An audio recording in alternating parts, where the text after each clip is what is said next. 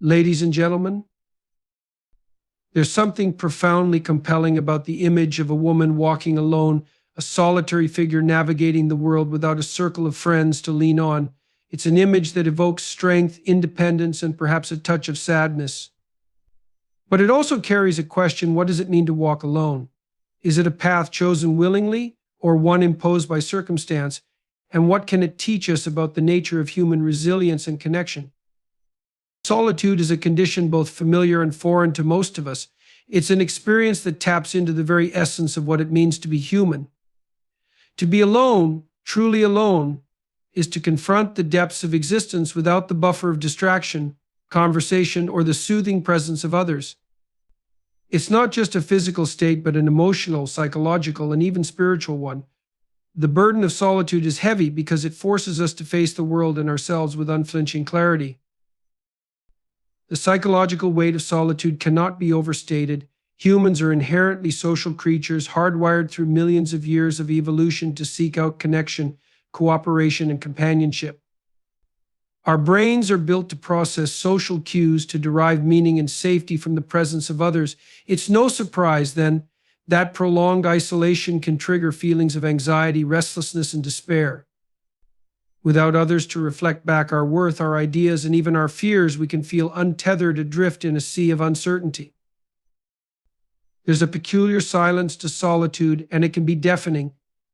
It strips away the comforting noise of life, the chatter, the laughter, the arguments, and the small, shared moments that make up the fabric of human interaction. In that silence, one might feel exposed, vulnerable, and raw. Thoughts that were once background murmurs in the chaos of daily life suddenly become louder, more insistent. Worries about the future, regrets about the past, and doubts about the present rise to the surface, demanding attention. For many, this is an overwhelming experience, a confrontation with their own mind that they might otherwise avoid. But solitude isn't just a psychological experience, it's physical too. Studies have shown that loneliness and isolation can have tangible effects on the body. Cortisol levels, the hormone associated with stress, tend to rise in individuals who lack social connections. Sleep patterns can become disrupted and immune systems weakened. Over time, chronic loneliness can even increase the risk of heart disease, cognitive decline, and premature death. It's as if the body itself rebels against the absence of companionship, a visceral reminder of how deeply we are designed to exist in relationship with others. Yet, the burden of solitude isn't merely about the absence of connection, it's about the absence of recognition. To be seen, truly seen, is a fundamental human need. In the gaze of another, we find validation of our existence. In their words, we discover echoes of our thoughts, fears, and hopes. In their presence, we feel anchored. Without that reflection, solitude can feel like an erasure, a void where our identity begins to waver. Who are we really without the mirroring effect of others? It's a question that solitude forces upon us, often with unsettling urgency. At the same time, the burden of solitude is intensified by the cultural narratives that surround it. In many societies, especially in the modern world, being alone is often equated with failure. To lack a social circle, to be without friends or a partner, is seen as a deficiency rather than a circumstance. People may judge those who walk alone, projecting their own fears onto the solitary figure. The weight of solitude then isn't just internal, it's external, amplified by societal expectations and the stigma of aloneness. Yet there's an irony here. In an age of constant connectivity where social media promises endless interaction, many find themselves lonelier than ever. The paradox is stark. Surrounded by digital connections, people still feel profoundly isolated. This modern form of solitude, masked by the illusion of engagement, is particularly insidious. It lulls individuals into believing they're not alone, even as their deepest need for genuine connection remains unmet. The burden in this context is compounded by the frustration of unmet expectations, a longing for depth in a world saturated with surface-level interactions. Solitude also carries with it a moral weight. It asks questions that few are prepared to answer. Are you content in your own company? Can you face the parts of yourself you've ignored or suppressed? What do you truly want from life, from others, from yourself? These are the kinds of questions that solitude forces upon those who embrace it or those who find themselves trapped within it. They are neither easy nor comfortable questions, and the answers, if they come at all, are often hard-won. It's worth noting, too, that the burden of solitude doesn't distribute itself equally. For some, solitude is a chosen state, a deliberate retreat from the demands of a noisy world. For others, it's a condition imposed by circumstance, loss, rejection, or simply the inability to form meaningful relationships. The latter form of solitude, involuntary and unwelcome, is particularly burdensome because it carries with it a sense of powerlessness. To be alone, not by choice but by fate, feels like a punishment, a cruel reminder of human vulnerability. Even in its chosen form, solitude is rarely without its challenges. It requires an immense psychological strength to withstand the doubts, the fears, and the long, unbroken stretches of silence. It demands a willingness to sit with discomfort, to resist the urge to distract oneself with meaningless pursuits. It's a burden that can, at times, feel unbearable, and yet it's a burden that many carry, some visibly, others in quiet, unseen ways. Self-reliance is an age-old concept, often romanticized yet deeply challenging in practice. It is the capacity to stand firm in the face of life's demands without needing constant validation, support, or intervention from others. In its essence, self-reliance is about autonomy, the ability to navigate life's complexities while being accountable for your actions, choices, and consequences. It's the strength to say, I am capable, even when the world offers no assurances or safety nets. But to develop self-reliance, one must first encounter adversity, for it is in the crucible of hardship that resilience is forged. Resilience, closely intertwined with self-reliance, is the ability to recover, adapt, and grow stronger after facing difficulties. It is not a trait that emerges in comfort or ease. Instead, it is cultivated through struggle, failure, and the determination to rise again. Resilience doesn't mean the absence of pain or struggle. It means enduring them, learning from them, and emerging more capable. It's the invisible thread that ties together moments of defeat and triumph, a testament to human adaptability and inner strength. At the core of self-reliance lies the willingness to take responsibility for one's life. This responsibility is both a burden and a gift. It requires an individual to acknowledge their role in shaping their destiny, to understand that while external circumstances may influence outcomes, the ultimate response lies within. This acceptance of responsibility is not easy. It often means confronting uncomfortable truths about one's limitations, mistakes, and failures. But it also brings with it a profound sense of empowerment. When you take responsibility, you reclaim control. You stop waiting for others to save you, guide you, or validate you. Instead, you become the author of your story. On the other hand, is about enduring the storm without losing your sense of self. It is the ability to bend without breaking, to adapt without surrendering your core values. Resilience is not a denial of hardship, but an embrace of it. To be resilient is to acknowledge the pain, fear, and uncertainty that come with adversity while refusing to let them define you. It's about finding strength in vulnerability, recognizing that every setback carries within it the seed of potential growth.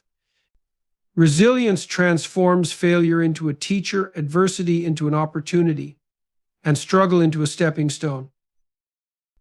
The journey towards self-reliance and resilience often begins in solitude. When left to our own devices without the immediate support of others, we are forced to confront our own capabilities or lack thereof. Solitude strips away the distractions, the noise, and the crutches that we often rely on. In its stark clarity, it reveals our true strengths and weaknesses. This is why moments of isolation can be so transformative. They push us to develop skills, insights, and coping mechanisms that we might otherwise never discover. They force us to ask, what can I do here and now to improve my situation? Resilience also involves an understanding of limitations. It's not about pretending to be invincible or denying the very human need for rest and recovery. True resilience recognizes the ebb and flow of energy, emotion, and willpower. It allows for moments of weakness without succumbing to them entirely. It's the ability to take a step back, assess the situation, and move forward with renewed determination. This balance between pushing through challenges and knowing when to pause is what sustains resilience over time. Self-reliance, however, is not an island. It does not mean rejecting help or isolating oneself from others. Instead, it is about cultivating an inner resourcefulness that allows you to seek help when needed without becoming dependent. It's about understanding that while relationships and community are vital, they are supplements to your strength, not substitutes for it. A self-reliant person values collaboration but does not rely on it to the point of helplessness. They recognize that the strongest partnerships are built on mutual strength, not one-sided dependence. The path to self-reliance and resilience is also marked by a willingness to learn. Every failure, every challenge, every moment of doubt is an opportunity to grow. It's a process of trial and error, of experimenting with solutions and refining approaches. This iterative process builds confidence, teaching you that you are capable of overcoming obstacles, even when the odds seem insurmountable. It's through this process that self-trust is born, the quiet assurance that no matter what life throws your way, you will find a way forward. Resilience is further strengthened by a sense of purpose. When you have a reason to endure, a reason to persist, the challenges you face take on new meaning. Purpose acts as an anchor, keeping you grounded during life's storms. It provides context for your struggles, transforming them from random misfortunes into steps on a larger journey. A resilient person doesn't just endure, they endure for a reason, whether it's to achieve a goal, uphold a value, or protect what they love. Self-reliance also involves embracing uncertainty. Life is unpredictable, full of twists and turns that no amount of planning can account for. To be self-reliant is to accept this uncertainty not as a threat, but as an inherent part of existence. It's the willingness to take risks, make decisions, and adapt to the unknown. This adaptability is what separates self-reliance from rigid independence. It's not about insisting on control, but about thriving in the absence of it. Resilience, too, is an act of courage. It takes courage to face hardship head-on, to admit fear without letting it paralyze you, and to take action even when success is uncertain. This courage is not loud or boastful. It's quiet, steady, and enduring. It's the courage to persist in the face of repeated failures, to trust that effort and perseverance will eventually yield results. This kind of courage builds resilience over time, creating a foundation of inner strength that can withstand even the harshest of trials.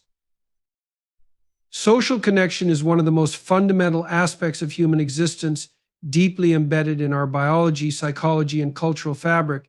It is not merely a luxury or an added benefit of life, it is a necessity. From the moment we are born, our survival depends on the presence and care of others. As we grow, this dependency transforms, but it never truly disappears. The need for connection evolves into something more profound, a quest for meaning, belonging, and the shared experiences that make life rich and fulfilling. At its core, the human need for social connection is rooted in evolution. For millennia, our ancestors survived by forming bonds and working together. Isolation was often synonymous with danger, vulnerability, and death. Those who were well integrated into their social groups had a higher likelihood of survival, as communities provided protection, resources, and mutual aid. This evolutionary pressure has shaped us into inherently social beings, hardwired to seek out and maintain relationships. The bonds we form are not just incidental, they are essential for our well-being, both individually and collectively. Psychologically, social connection plays a crucial role in our mental and emotional health. Studies consistently show that individuals with strong social ties are less likely to suffer from anxiety, depression, and stress. The presence of meaningful relationships offers a buffer against life's challenges, providing a sense of security and support. When we share our burdens with others, the weight of those burdens often feels lighter. When we celebrate our joys with others, those moments become amplified and more memorable. It is through connection that we find validation, understanding, and encouragement. The human brain itself is designed for connection. Neurobiologically, social interaction triggers the release of hormones like oxytocin, often referred to as the bonding hormone. Oxytocin promotes feelings of trust, closeness, and empathy, reinforcing the connections we have with others. Similarly, dopamine, the neurotransmitter associated with pleasure and reward, is often released during positive social interactions. This biochemical reinforcement highlights how deeply our need for connection is embedded in our physiology. Social connection is not only about emotional well-being but also has profound effects on physical health. Research has shown that individuals with strong social networks tend to live longer, healthier lives.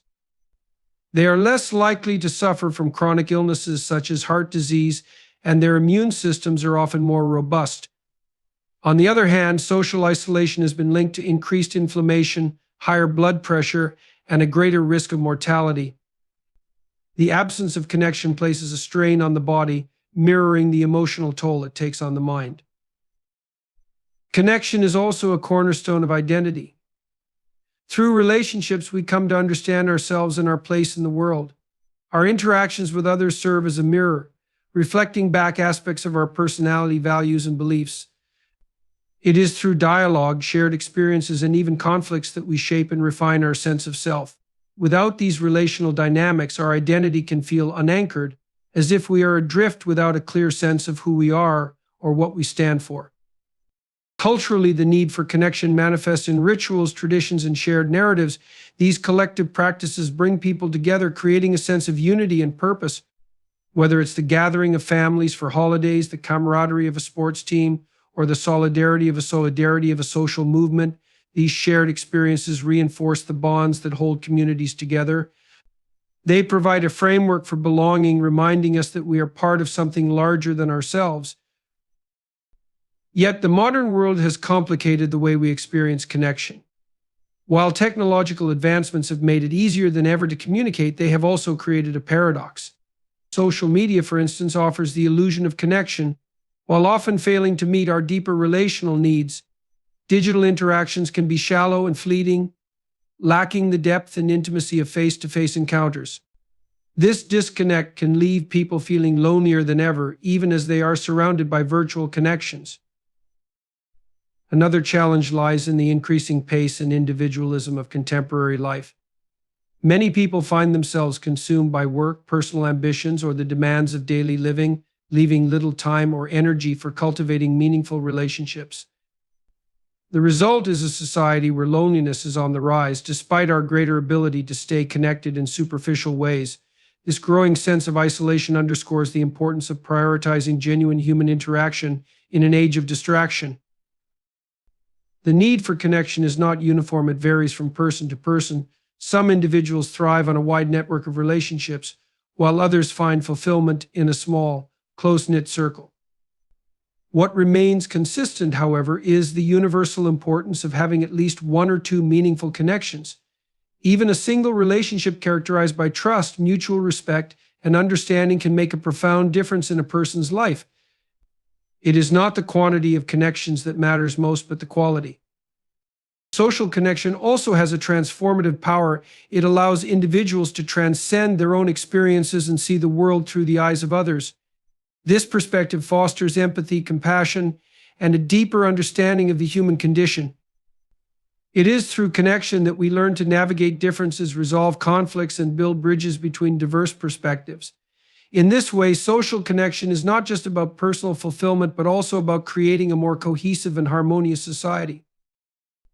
The absence of connection, on the other hand, is deeply damaging. Loneliness is often described as a form of emotional pain, one that can be as debilitating as physical injury. It creates a sense of emptiness, a longing for something that feels just out of reach. Over time, chronic loneliness can lead to feelings of alienation, worthlessness, and despair. It erodes self-esteem and fosters a sense of disconnection, not just from others, but from life itself. Solitude often carries a weighty connotation in modern discourse, frequently viewed as synonymous with loneliness or isolation. But solitude, when approached with a different mindset, offers a profound opportunity for growth, self-discovery, and transformation. It is not merely the absence of others, but the presence of oneself, an invitation to engage with the depths of your inner world. To reframe solitude is to shift it from a state of deprivation to one of abundance, a sanctuary where creativity, introspection, and clarity can flourish. At its essence, solitude provides a break from the constant demands and noise of the external world. In a society saturated with distractions, endless notifications, and the pressures of social conformity, solitude can feel like an oasis.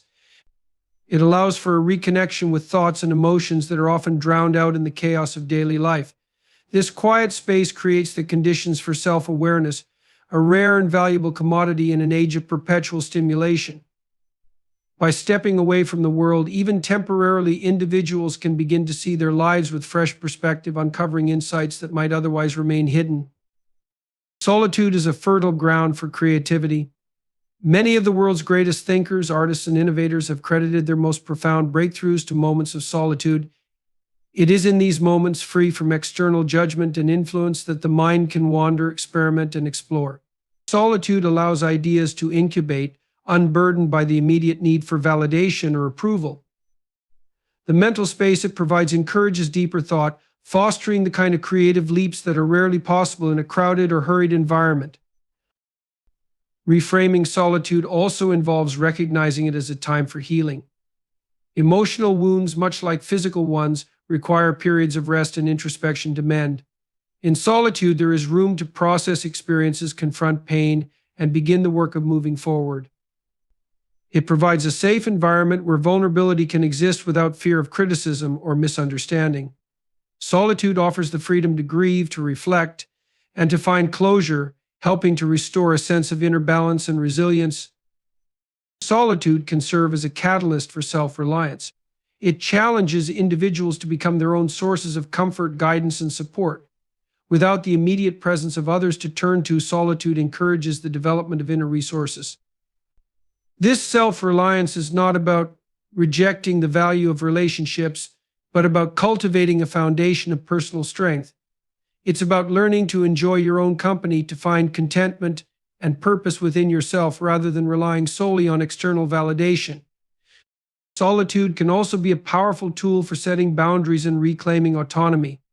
In a world where obligations and expectations often encroach on personal space, solitude becomes an act of self-preservation.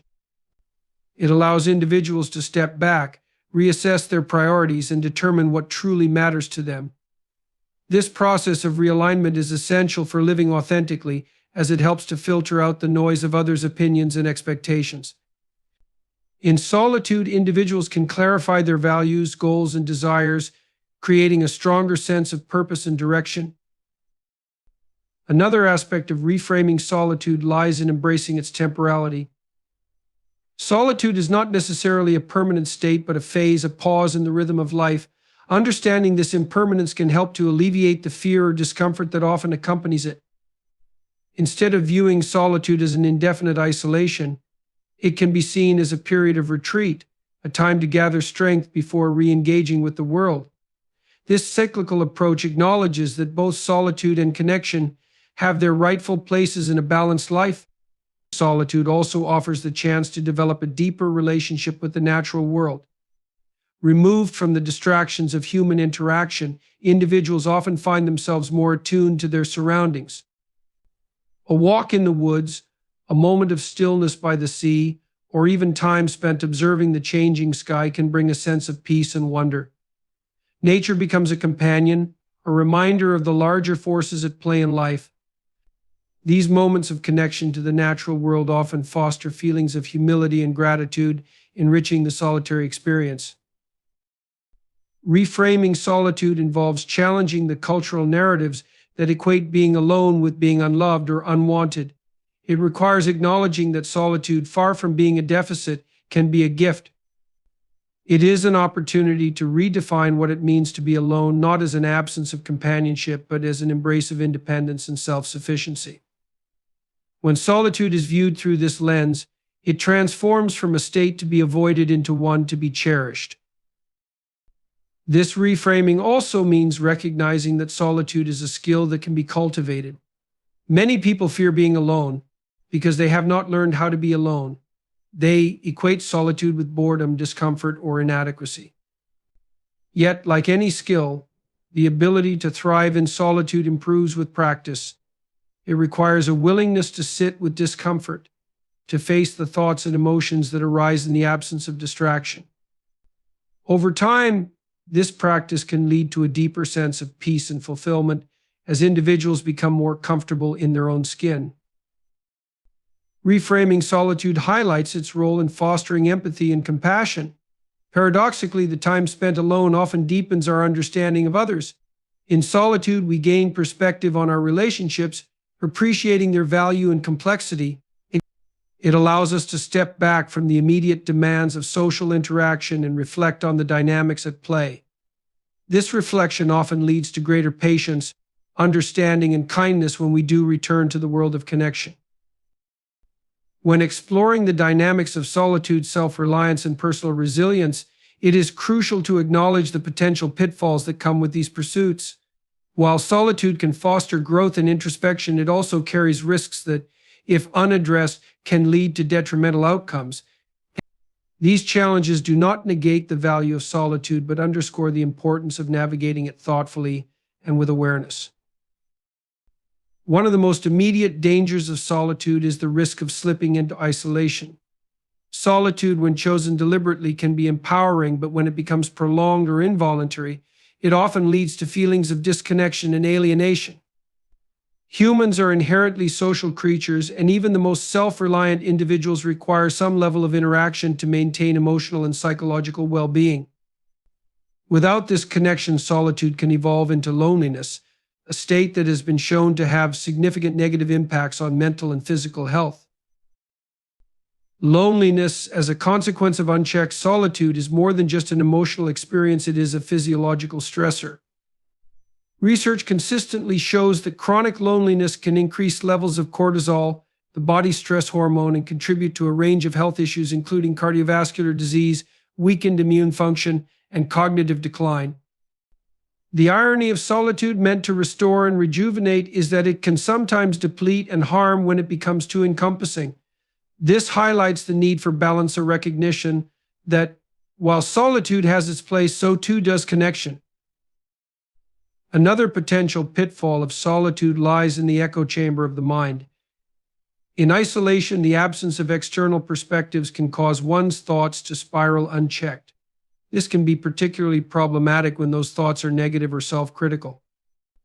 Without the moderating influence of others to challenge, validate, or provide context, individuals may find themselves trapped in cycles of rumination or distorted thinking. Over time, this can contribute to anxiety, depression, and a sense of hopelessness. The lack of accountability in solitude can also present challenges. In social contexts, feedback from others helps to refine behavior, provide perspective, and promote growth.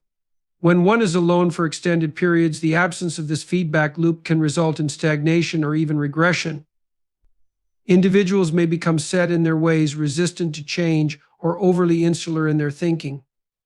This rigidity can hinder personal development and make re-engagement with the world more difficult when solitude eventually ends.